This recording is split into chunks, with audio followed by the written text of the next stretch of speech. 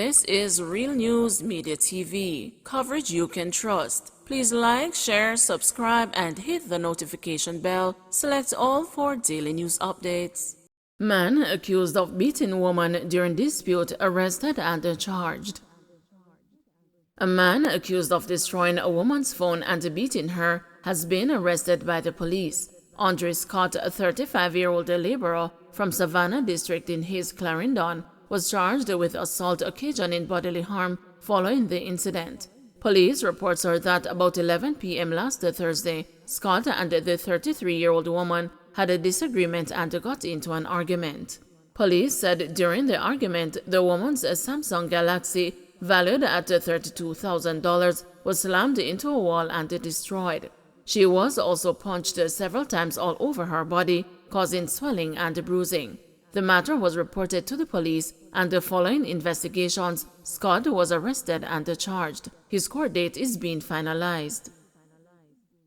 Alleged robbers shot and killed by licensed firearm holder in St. James. Two men who allegedly tried to rob a taxi driver and his passengers in Greenwood, St. James on Saturday night were shot dead by a licensed firearm holder.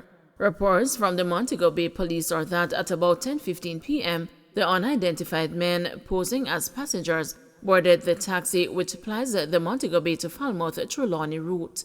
On reaching a section of the Greenwood main road in the parish, the men who were sitting behind the driver requested a stop.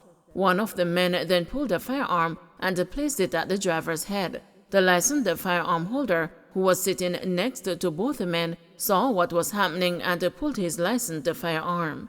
A tussle ensued and both men were shot. A Glock 19 pistol with a magazine containing 5 9mm rounds was retrieved. Both would-be robbers were taken to the hospital, where they were pronounced dead. Investigations into the matter are ongoing. Tile City supervisor accused of killing co-worker to return to court on Monday. A warehouse supervisor accused of stabbing his co-worker to death during a dispute at Tile City on Constant Spring Road in St. Andrew earlier this year will return to court on Monday. Fernando Lee, 40, from Grosvenor Terrace, St. Andrew, was granted $500,000 bail when he last appeared in the Kingston and the St. Andrew Parish Court on September 14. He is charged with murder.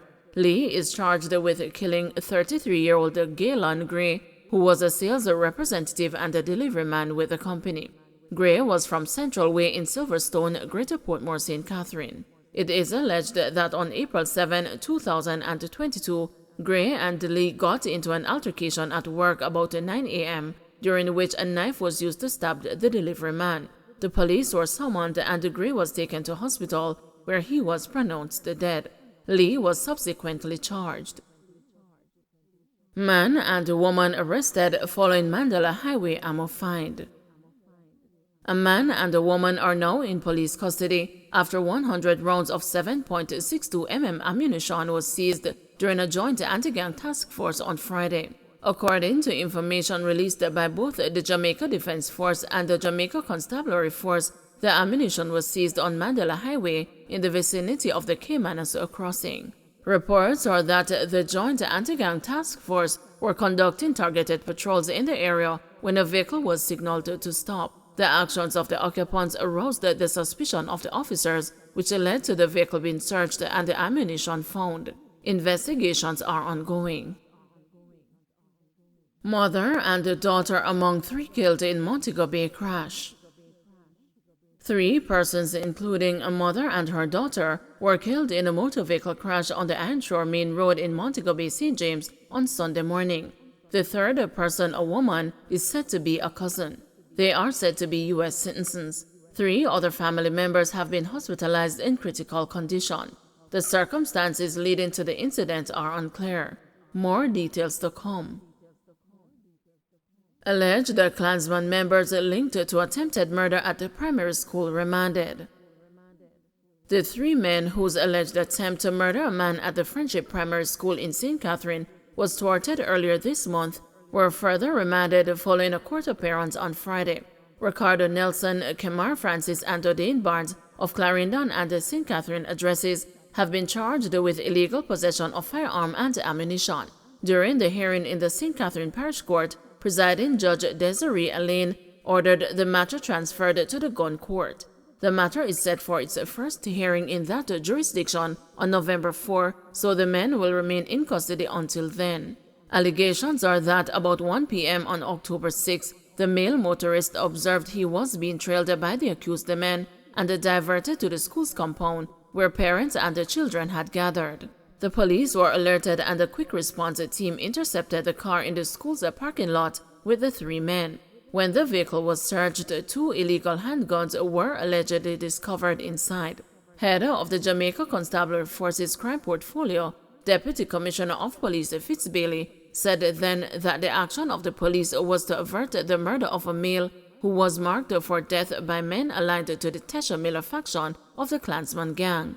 The gang is a notorious criminal organization based in St. Catherine. The police said one of the men arrested was charged 2 to 3 years ago in Clarendon in relation to a double murder and was out on bail. Westmoreland farmer charged with robbery. A 34-year-old farmer who turned himself into the police over allegations that he robbed a man at a gunpoint in Hanover in June has been charged. He is Damala Walters from Whitehall in Negril, Westmoreland. He was charged last Wednesday with robbery with aggravation and illegal possession of firearm, the police said in a statement Saturday. Reports are that about 1 a.m. on June 8, the complainant was unloading fruits from his motor truck when he was pounced upon by 2 men armed with firearms. The complainant managed to escape and reported the incident to the police.